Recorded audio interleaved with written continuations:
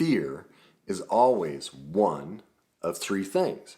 It's either the fear of rejection, the fear of inadequacy. In other words, we don't think we have the knowledge, skills, or tools to do something, or the fear of powerlessness. So it's an acronym, R.I.P, rest in peace.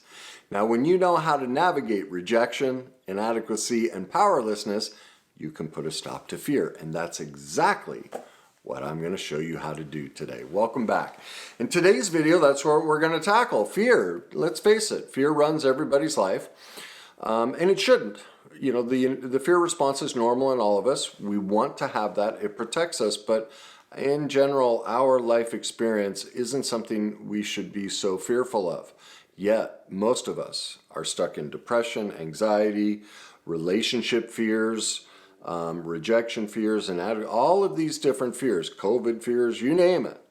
Well, for the most part, they're irrational. They are an addictive emotional process that the human species is stuck in because we haven't taught emotional mastery. We haven't taught how to deal with rejection, inadequacy, and powerlessness.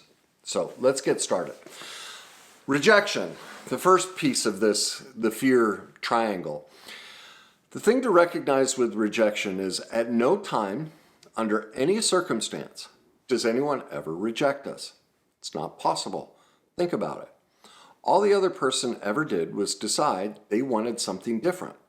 Well, that has absolutely nothing to do with us. That's about their own personal taste.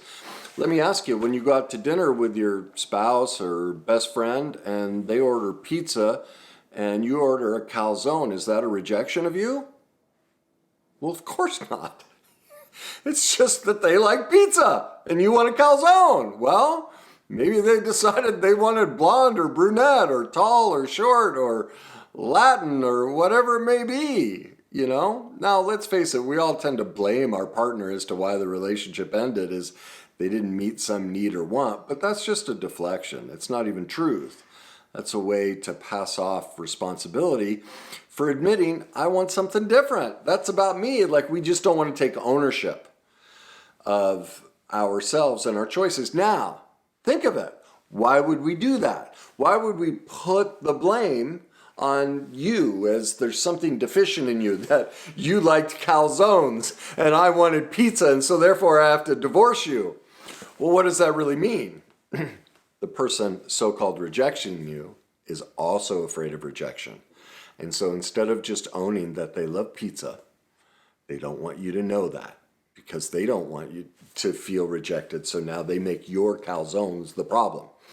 Instead of owning that, oh, well, maybe it's my pizza that's the problem. I guess I could have always switched to a calzone.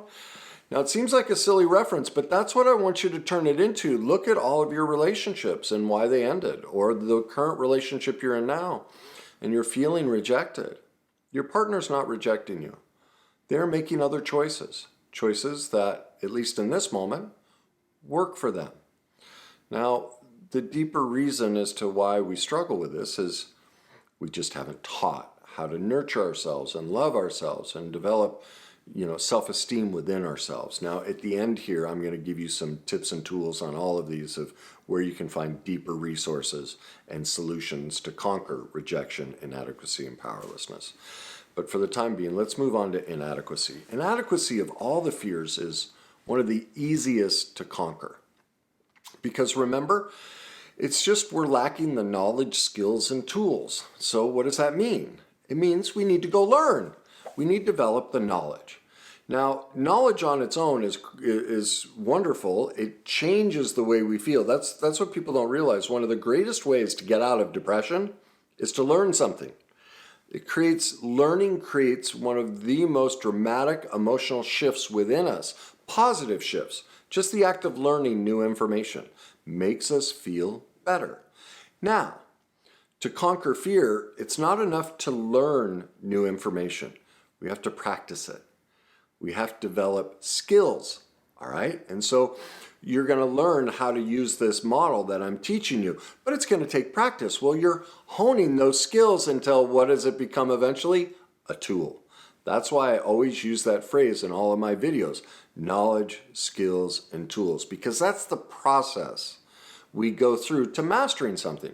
Well, since as a society we've never taught the process of mastering our emotions, we all just get afraid nonstop. We all get stuck in it. We don't teach any of this stuff.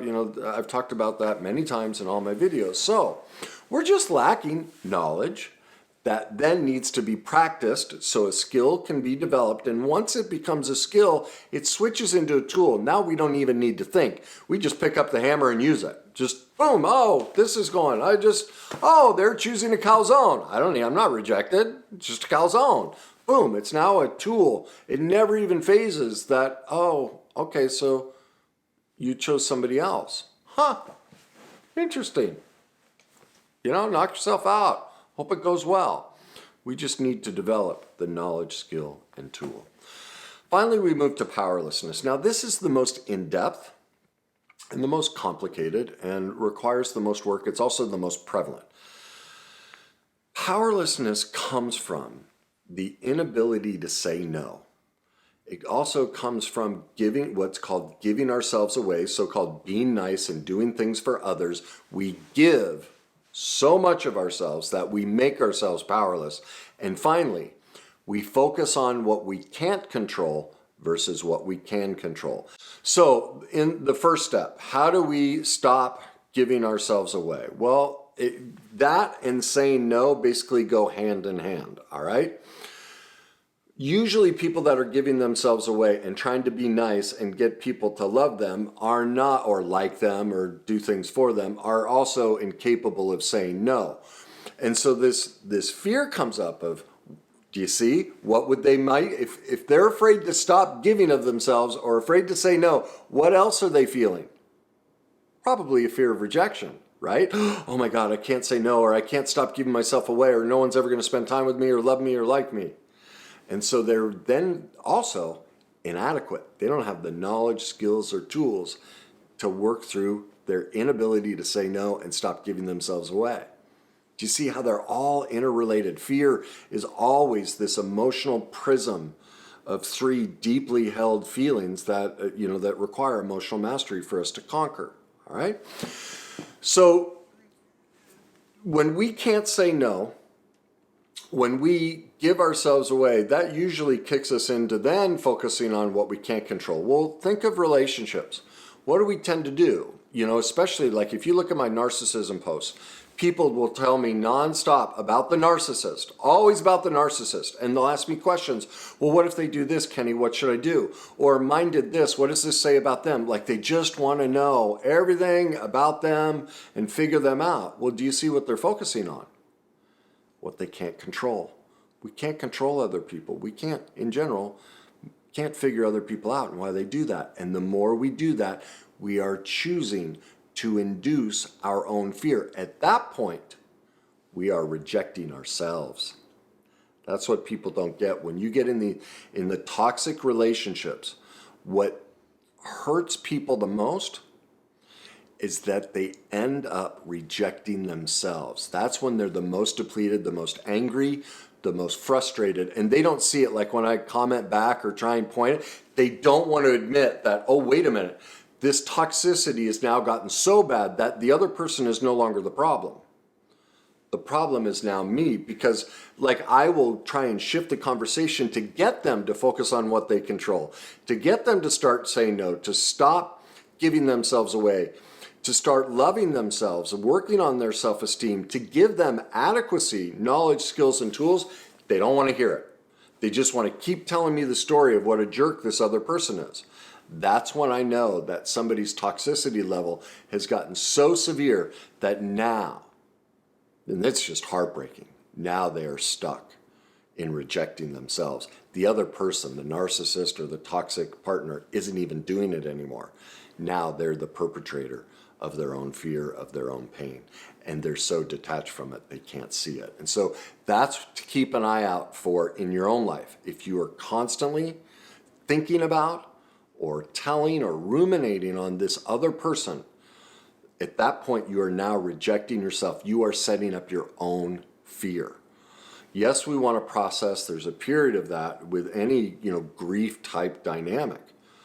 But if it's been years, and in most cases for many people, Well, they're just doing it to themselves. They are in self-rejection at that point. And that's how toxic fear has become. That's what you're seeing, this high levels of fear is people are rejecting themselves. They are making themselves powerless because they're trying to control what other people are doing. They're telling them what they should think, what they should say, what they should feel, what they should believe. Okay? So if you look at most of my videos, look, I'm imperfect. Many times I'm like, you need to do this. I'm full of BS when I do it. It's my perfect imperfection. It's my codependence that pops out.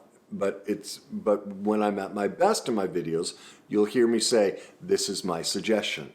Or if it were me, like I recognize I don't have the power, I'm not a God, I can't fix you or help, there's very little impact that I have. Ultimately, it's the individual who chooses to change themselves. I don't have control over you. I can't fix you or heal you or make you do something, all right? And so that's what's happening with the powerless person, is they have lost sight of that. They think they can control others, or they're trying to control others, and they do that through trying to figure them out, trying to be nice to them, all these different ways. The secret to getting rid of powerlessness is learning how to say no and learning how to focus on what you can control versus what you can't control. And that right there, that one question, or this one question I'm about to give you, is if you're going to take anything away from this video, it's this.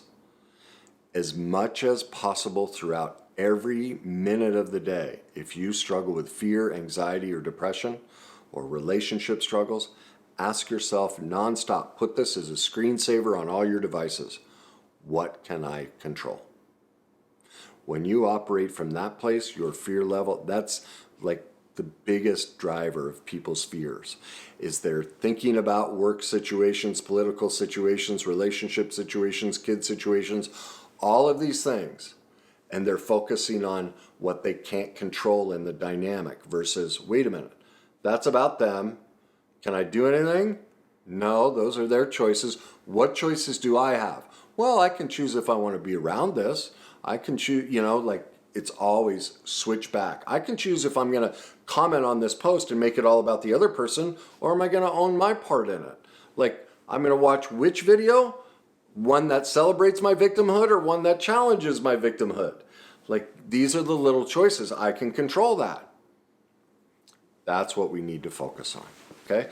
Now, to go in much deeper to this, I suggest you watch, back in April, 6-8 months ago, I did a 5-part series titled How to Stop Stress.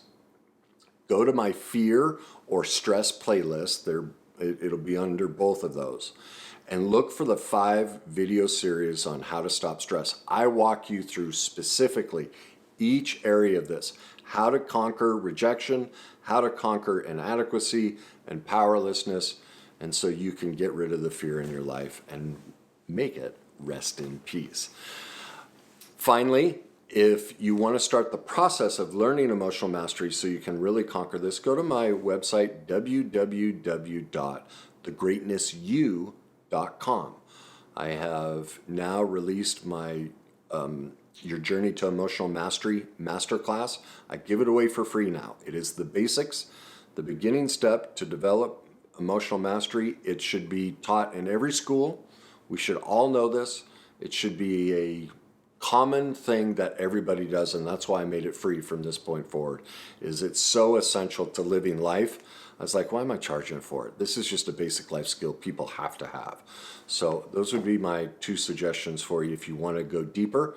Once again, my 5-part series under my fear or stress playlist, either here on Facebook or YouTube, titled How to Stop Stress, or go to my website, www.thegreatnessyou.com, and look for Your Journey to Emotional Mastery. You can get it in Audible or video. It has the journey books, everything.